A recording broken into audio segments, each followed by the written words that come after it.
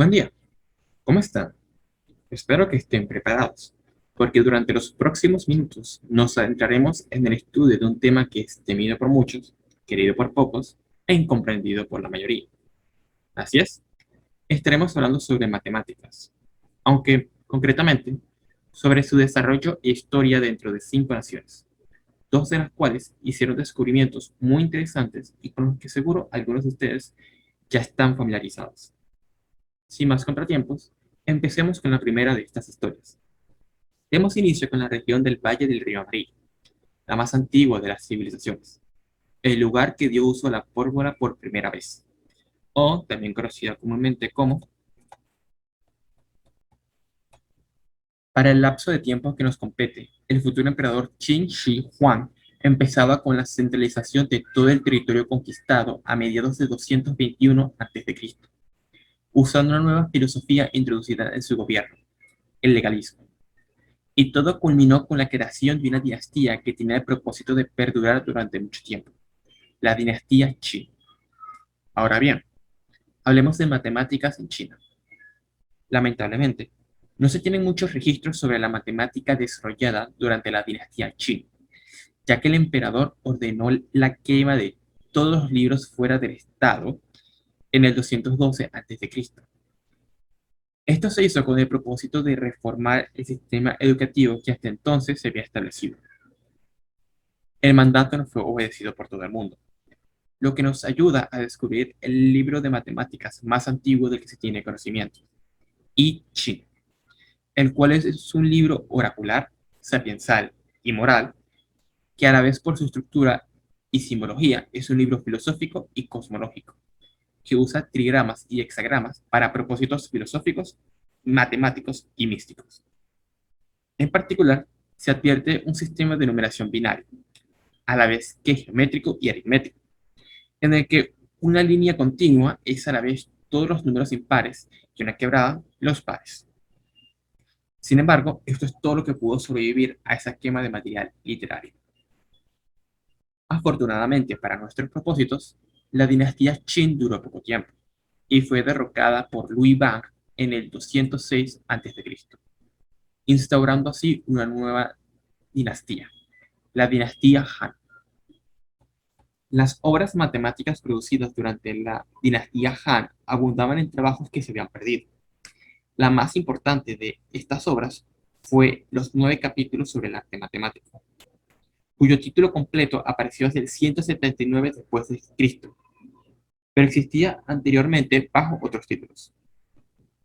La obra consiste en 246 problemas en palabras que involucran agricultura, negocios, arquitectura, ingeniería, agrimensura y nociones sobre geometría, trigonometría y pi. Se crearon pruebas sobre el teorema de Pitágoras, que los chinos conocían como el teorema de Gödel, y una formulación matemática sobre cierto recurso que mostraremos en el siguiente ejemplo. Si sabes que una ciruela con 3 melocotones pesa en un total de 15 gramos y que dos ciruelas con un melocotón pesan un total de 10 gramos, ¿cómo puedes deducir cuánto pesa una sola ciruela y un melocotón? Los matemáticos chinos notaron que si tomas el primer conjunto y lo doblas, tendrás dos ciruelas y 6 melocotones que pesan 30 gramos. Si a eso le restas el segundo conjunto, el resultado es interesante, porque no solo sabes que te quedas con 20 gramos, sino que ahora no hay ciruelas. Así que los 5 melocotones pesan 20 gramos. Y esto implica que cada melocotón pesa 4 gramos. A su vez, de esto se puede deducir que cada ciruela pesa 3 gramos. Aquellos quienes estén iniciados en el mundo de las matemáticas notarán que esta es la base para el método de reducción de Gauss-Jordan, el cual no sería descubierto en Occidente hasta el siglo XIX. ¿Y qué les parece si hablamos sobre algunos de los matemáticos chinos más resaltantes de esta época? Empecemos con Jing Fan. Él fue un astrólogo, teórico musical y matemático que es más conocido por su trabajo en medidas musicales, aunque también describió con precisión la mecánica básica de los eclipses lunares y solares. Él fue el primero en notar cuán cerca una sucesión de 53 quintas se aproxima a 31 octavas. Se encontró con esta observación después de aprender a calcular la coma pitagórica, la cual es un intervalo musical que resulta de la diferencia entre 12 quintas perfectas y 7 octavas. Sin embargo, él extendió este proceso hasta llegar a una escala compuesta de 60 quintas, encontrando que los valores tendían a ser cada vez más similares después de calcular 53 quintas. También fue defensor de la teoría de que la luz que emana de la Luna es simplemente un reflejo de la luz solar. Esto se conocía como la teoría de la influencia radiante en la antigua China. Esta hipótesis, si bien fue negada por unos, fue adoptada por otros. En particular, fue adoptada por el matemático, inventor y científico, y nuestro siguiente gran personaje a estudiar, Zhang Heng. Zhang Heng fue uno de los científicos más importantes de la historia de China, llegando a ser matemático, ingeniero, inventor, astrónomo, cartógrafo e incluso poeta. Durante una larga época de su vida fue astrónomo real bajo la dinastía Han y trazó uno de los primeros mapas estelares. En este mapa situó las posiciones exactas de 2.500 estrellas y bautizó unas 320. Estimó que el cielo nocturno contenía 11.500 estrellas, una cifra exagerada, pero no fue una mala estimación. Explicó los eclipses lunares correctamente, argumentando que se producían cuando la luna atravesaba la sombra de la Tierra, a la que imaginó como una pequeña esfera suspendida en el espacio, rodeada por un inmenso y lejanísimo cielo esférico. Asimismo, mejoró anteriores estimaciones del valor de pi, dándole un valor de 3,162 centésimos, en vez de 3, lo que lo acercó al valor aceptado hoy en día. Sin embargo, esta estimación lo puso en conflicto con otro gran matemático que nacería mucho después de su muerte, Liu Hui. Liu Hui fue un matemático que nació el mismo año que significó el fin de la dinastía Han y el comienzo de un nuevo periodo de guerras e intrigas políticas, 220 después de Cristo. Lo que agregó Liu Hui fue un enfoque más matemático al proporcionar, al menos, principios en los que se basan sus cálculos. Sus métodos no son exactamente demostraciones en nuestra comprensión actual de una demostración matemática. Son más el tipo de explicación breve que dará un matemático para convencerte de que si quisieras, podrías construir una prueba. También demuestra que comprende que algunos de los métodos hallados en los 9 capítulos sobre arte matemático son aproximaciones, e investiga la precisión de las aproximaciones. Gracias a eso, llega a desarrollar conceptos asociados al cálculo diferencial, integral y los límites. Como ejemplo, veamos la contribución que hizo para encontrar una buena estimación de pi. Encontró una relación existente en expresar la longitud del lado de un polígono regular con 3 por 2 a la n lados en términos de la longitud del lado de un polígono regular con 3 por 2 a la n menos 1 lados. Esto se logra con una aplicación del teorema de Code. Los valores más grandes de n dan valores más precisos de pi. Liu Hui usó la aproximación 3,14, que obtuvo tomando n igual a 5. En otras palabras, usando un polígono regular de 96 lados. Otros ejemplos interesantes de las contribuciones de Hui se encuentran en sus trabajos de ingeniería, donde calcula el volumen de varios sólidos, tales como prismas, pirámides, tetraedros, cuñas, cilindros, conos y troncos de conos. Sin embargo, no logra encontrar el volumen de una esfera, que, según dice, deja a un futuro matemático para que la calcule. Sin embargo, seguramente si Hui hubiese vivido en nuestros días, hubiese dicho algo como su demostración es trivial y se deja al lector. También analiza ecuaciones lineales simultáneas y calcula tanto con números positivos como negativos. Durante estos minutos hemos estado maravillándonos con todos los descubrimientos hechos por los chinos en este año. No obstante, ¿nos han preguntado de qué manera escribían las cantidades con las que hicieron semejantes descubrimientos? La respuesta es muy interesante.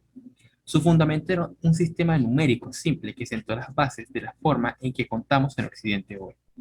Ellos usaban unas pequeñas cañas de bambú para representar los números del 1 al 9.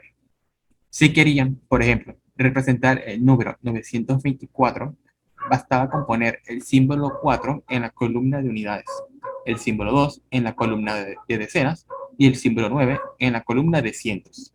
Esto es lo que llamamos un sistema de valor posicional decimal y es muy similar al que usamos hoy.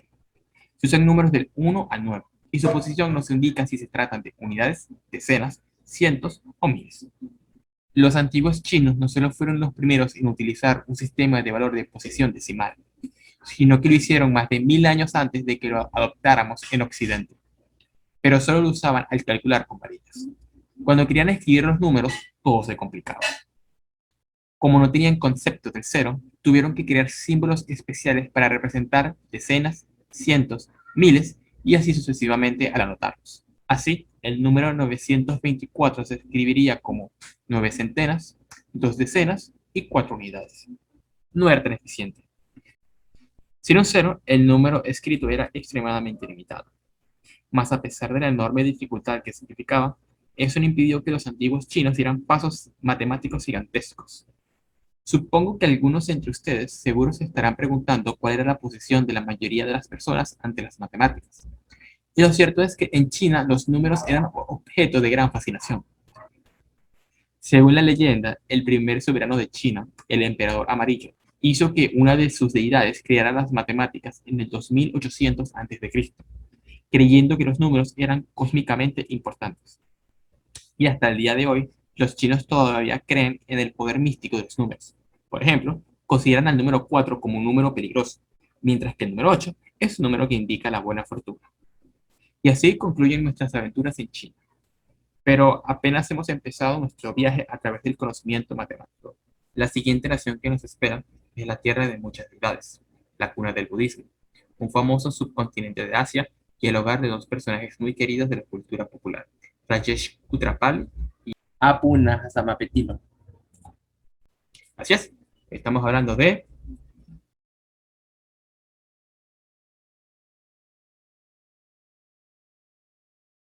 Comencemos nuestra historia en el siglo V a.C., con la conquista del Valle del Indo por parte del rey persa Darío I.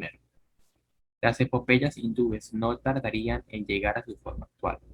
El hinduismo comenzaba a difundirse de una manera más general y el sistema de castas daba sus primeros pasos en la sociedad hindú.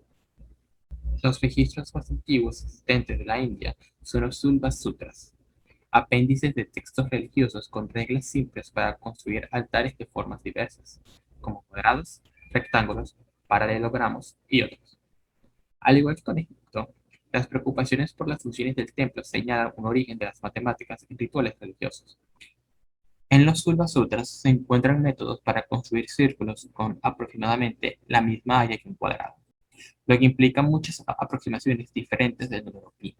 Adicionalmente, obtuvieron el valor de la raíz cuadrada de 2 con varias cifras de aproximación, listas de ternas pitagóricas y el enunciado del teorema de Pitágoras. Una figura resaltante en todo este proceso fue Panini. Panini fue un eminente gramático sánscrito de la India antigua, con seguridad el gramático más célebre y más frecuentemente citado de los antiguos gramáticos de la India. Él formuló las reglas de la gramática del sánscrito. Su notación fue similar a la notación matemática moderna y usaba transformaciones lineales y recursiones. Además de Panini, tenemos a otra figura resaltante para las matemáticas, Pingala. Pingala es el autor del Shanda Shastra, un libro escrito en sánscrito acerca de las métricas, o sílabas largas.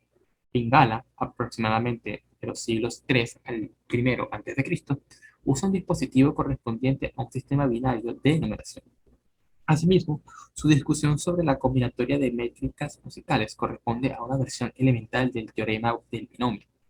La obra de Pingala también contiene ideas básicas sobre los números de Fibonacci, llamados Matrameru, y del triángulo de Pascal, llamado Meru-Pastara. Sin embargo, debieron pasar muchos siglos antes de que llegara un gran matemático hecho y derecho, Aryabhata. Aryabhata, o Aryabhata I, fue el primer gran matemático y astrónomo de la era clásica de la India.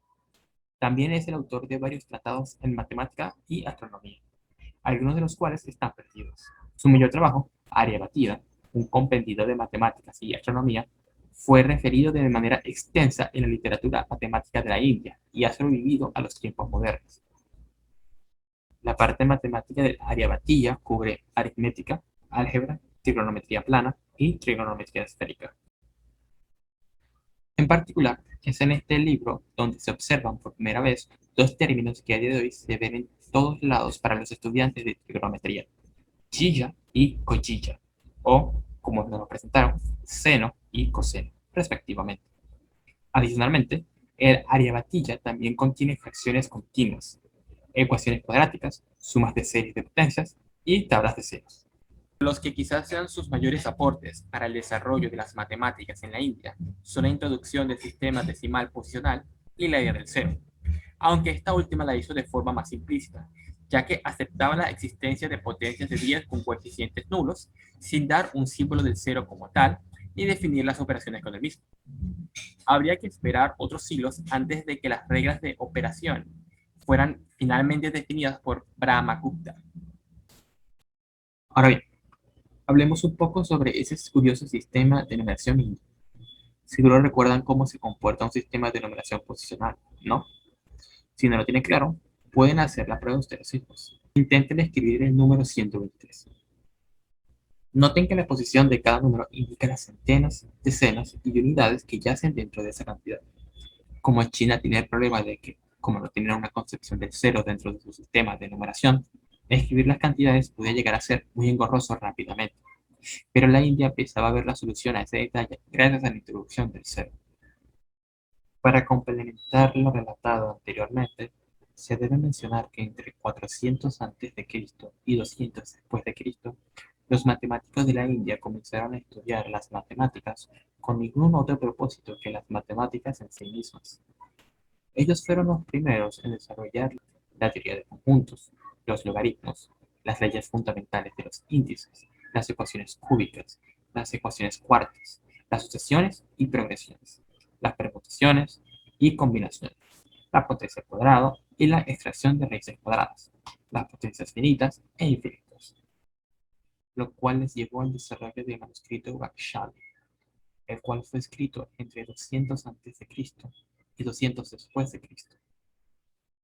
En este se incluyen soluciones de ecuaciones lineales con más de 5 incógnitas, la solución de la ecuación cuadrática, progresiones aritméticas y geométricas, series compuestas, ecuaciones cuadráticas indeterminadas, ecuaciones simultáneas, el uso del cero y los números negativos. También pudieron encontrarse cálculos exactos de números irracionales, que incluían raíces cuadradas de números tan grandes como 1.000.000 y con 11 decimales. Y así concluye nuestra estadía en la India. ¿Les pareció interesante? Pues espero que todavía tenga toda su atención, porque estamos a punto de empezar con otro pedazo de historia. Por un lado, tenemos un imperio que, incluso a día de hoy, mantiene su idioma vivo, siendo hablado por más de 50 millones de personas. Un imperio que, sin saberlo, contribuiría con las ideas que generarían el cristianismo. Un imperio que sufrió la pérdida de muchos soldados a manos del liderazgo del rey Leonidas I de Esparta. Por otro lado, tenemos a una región del globo que, a pesar de sus condiciones desérticas, consiguió una enorme capacidad económica gracias a sus depósitos de combustible fósil, la región donde se encuentra el Burj Khalifa y el hogar de nacimiento del Islam. Así es, estamos hablando de...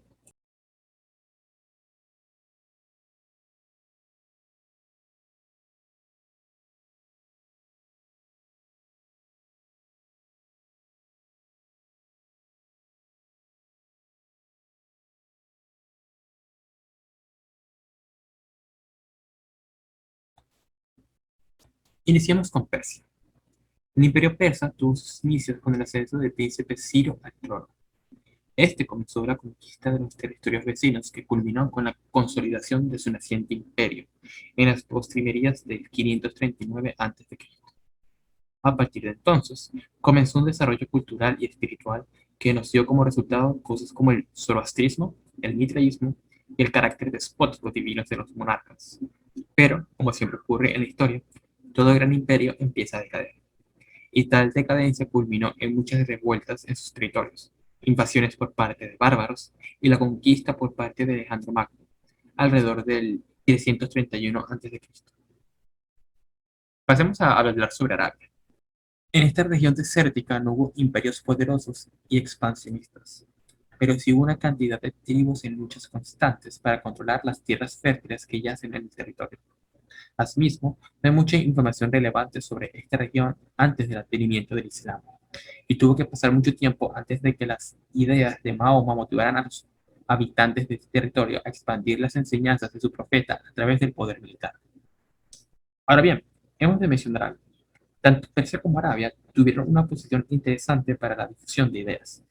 Verá, Persia y Arabia, después de consolidarse el imperio de Alejandro Magno, disfrutaron de ser algo así como el puente entre Oriente y Occidente, cosa que se mantuvo incluso después de que el joven emperador falleciera y sus generales comenzaran las guerras de los diálogos. Es decir, las mejores ideas de ambas regiones del mundo pasarían por sus fronteras eventualmente, mientras se extendían para llegar de una región hasta otra. Y esto es lo mismo que le ocurriría a las matemáticas. Lamentablemente, Persia y Arabia no disfrutaron de un desarrollo matemático relevante sino hasta inicios del siglo IX, cuando los primeros grandes matemáticos persas comenzarían a hacer avances en muchas áreas y a traducir textos provenientes de Oriente y Occidente. Y no solo eso, la posición de Arabia como futura conquistadora del norte de África e Iberia lograría que los descubrimientos realizados por los matemáticos persas estuvieran justo a las puertas de Occidente, listos para ser redescubiertos y potenciar el avance científico y matemático de esta región del mundo. Y de esta manera terminan nuestras aventuras por el desierto. Ahora bien, pasemos a la última nación de nuestro viaje, una nación que algunos calificarían de un ejemplo a seguir, un gran destino turístico o un sol naciente.